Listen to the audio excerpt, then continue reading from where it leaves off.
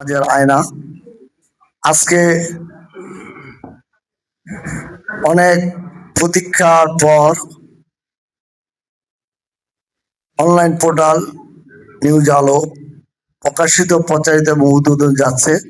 আজকে উদ্বোধন অনুষ্ঠানের সম্মানিত সভাপতি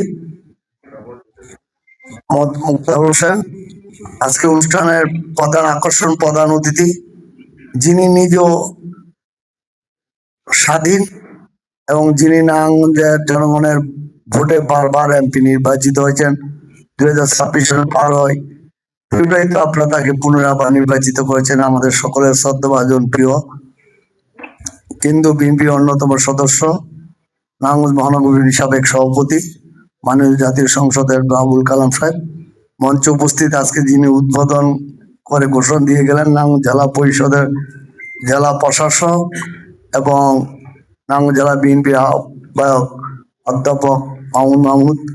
মঞ্চে উপস্থিত বিশেষ অতিথি নারায়ণগঞ্জ প্রেস ক্লাবের সাধারণ সম্পাদক হোসেন পন্টি, বিশেষ অতিথি নারায়ণগঞ্জ ফটো জার্নালিস্ট অ্যাসোসিয়েশনের সাবেক সভাপতি হাবিবুর রহমান শ্যামল, উপস্থিত ফটো জার্নালিস্ট অ্যাসোসিয়েশনের সভাপতি এনামুল হক সিদ্দিক এবং জহুরুল ইসলাম, অ্যাডভোকেট তাজুল ইসলাম এবং বিশিষ্ট সাংবাদিক ইব্রাহিম খলিল এবং খোকন শাহ এবং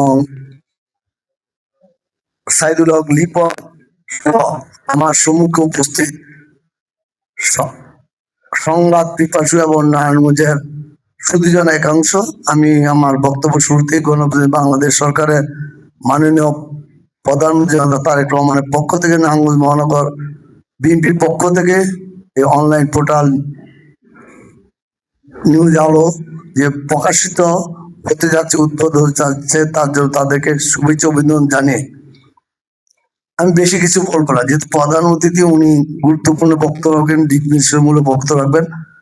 আমি শুধু এটুকু বলতে চাই, এদেশের স্বাধীনতার ঘোষক শহীদ জিয়াউর রহমান যেভাবে স্বাধীনতার ডাক দিয়েছিলেন, উনি সর্বপ্রথম যখন বাকশাল কায়েম করে 4টি পত্রিকা রেখে সকল পত্রিকা বন্ধ করে দিয়েছিলেন, উনি বৈধ গণতন্ত্রের মাধ্যমে সংবাদপত্রের স্বাধীনতা ফিরে দিয়েছিলেন। ওনার আমল থেকে সংবাদপত্রের স্বাধীনতা শুরু হয়েছে। সাবেক প্রধান বেগম খালেদাও সংবাদপত্রের স্বাধীনতা বিশ্বাসী ছিলেন, তেমনি তার সুযোগ্য ছেলে বর্তমান প্রধান তারেক রহমান সংবাদপত্রের স্বাধীনতায় বিশ্বাসী।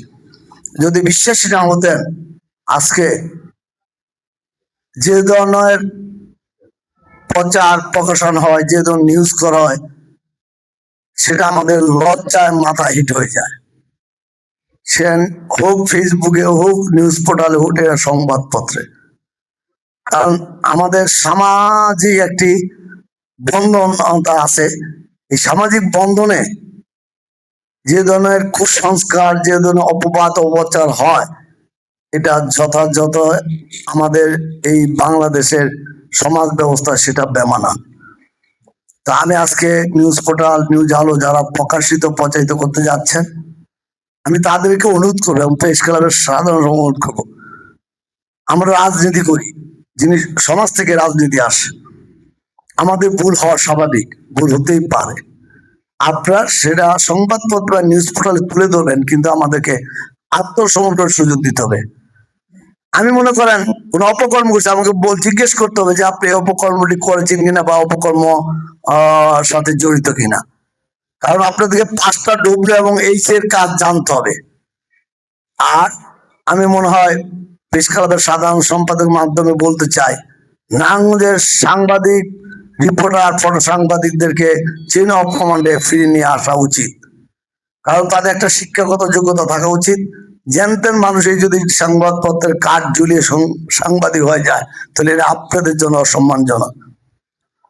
তো শুধু এটুকু বলতে চাই, আমরা যারা আদর্শ রাজনীতি, যিনি আমাদের আদর্শ ধারক এবং বাহক শহীদ জিয়াউর রহমান যে সংবাদপত্রের স্বাধীনতা দিয়ে গেছেন, আমরাও সেটা বিশ্বাসী। আমাদের মহামাটি মানুষ এবং খালেদা স্বাধীনতা দিয়েছেন, সেটাও আমরা বিশ্বাসী। আমাদের বর্তমান রাজনৈতিক জনতা তারেক রহমান দিয়ে গেছেন, সেটা তো আমরা বিশ্বাসী।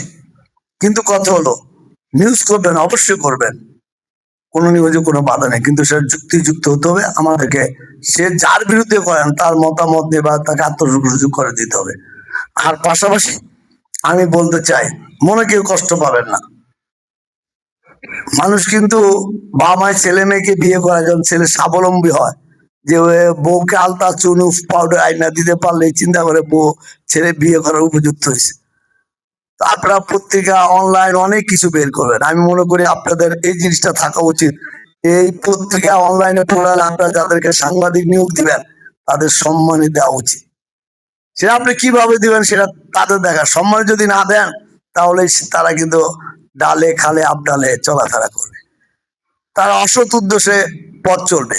অতএব আমি মনে করি যাদের অর্থশালী বা পোর্টাল, নিউজ পোর্টাল, স্থানীয় পত্রিকা, যে জাতীয় পত্রিকা, যে যেটাই প্রকাশ করতে চান, আপনি যদি ওভাবে স্বাবলম্বী হন, আপনার সামর্থ্য থাকে, আপনার সাংবাদিক যারা আছে তাদেরকে আপনি সম্মানী দিতে পারবেন, তাহলে আমি মনে করি এই পথে এগিয়ে আসা উচিত। আর না হলে কিন্তু আপনাদের যে সম্মানিত জায়গা, এবং আমার আইন পেশা সম্মানিত জায়গা, কিন্তু কিছু কিছু আইনজীবীদের জন্য সেটা বিতর্কিত এবং অনেক কথা শুনতে হয়। তো সংবাদপত্র একটা সম্মানিত জায়গা, সাংবাদিক মানে কি শ্রদ্ধায় আমাদের মাথা নত হয়ে যাবে, কিন্তু এমন কোনো কর্ম করা যাবে না যেখানে আমরা লজ্জিত হবো, মাথা নত হয়ে যাবে। অবশেষে আমাদের প্রধান অতিথি উনি গুরুত্বপূর্ণ বক্তব্য রাখবেন। আমরা শুধু এটুকু বলতে চাই, আমাদের প্রধান অতিথিকে নিয়ে এই বর্ধমানগঞ্জ বাংলাদেশ সরকারের মাননীয় প্রধান জনতা তারেক রহমান হাতকে শক্তিশালী করার জন্য নারায়ণগঞ্জের জনগণের স্বার্থে যে সকল সমস্যা আছে সে সকল সমস্যার সমাধানে আমরা কাজ করতে চাই, এবং জননেতা একবার আবুল কালাম সাহেব সেই সমস্যার সমাধান অবশ্যই করবে। হকার, আমরা বলছি হকার বসতে দিব না, আমরা কিন্তু বসতে দিই নাই এবং বসতে দিব না। আমাদের বুকে তাজা রক্ত দিয়ে হলো আমরা হকার বসতে দিব না, কিন্তু কত হলো কেউ কোনো ধরনের উস্কানি দিবেন না। এই যে হকাররা সিটি কর্পোরেশনের কর্মচারীদের মাই তৈরি করছে, এটা কি যুক্তিযুক্ত হয়েছে? তখন আপনারা প্রতিবাদ করলেন না কেন? শুধু আমাদের দ্বারাই প্রতিবাদ করবেন, আমাদের থেকে আশা করবে, এটা ঠিক না। আর আমি এখানে সিটি প্রশাসককে অনুরোধ করব, যেহেতু মাননীয় জাতীয় সংসদ সদস্য আপনাকে ইতিমধ্যে পরামর্শ দিয়েছেন, অনতিবিলম্বে যারা হকার আছে যে জায়গায় দেন তাদেরকে পুনর্বাসন করার চেষ্টা করেন, কারণ তারও মানুষ, তাদের পেট আছে, তাদের ছেলে মেয়ে লেখাপড়ে, তাদের রুটি করার ব্যাপার আছে।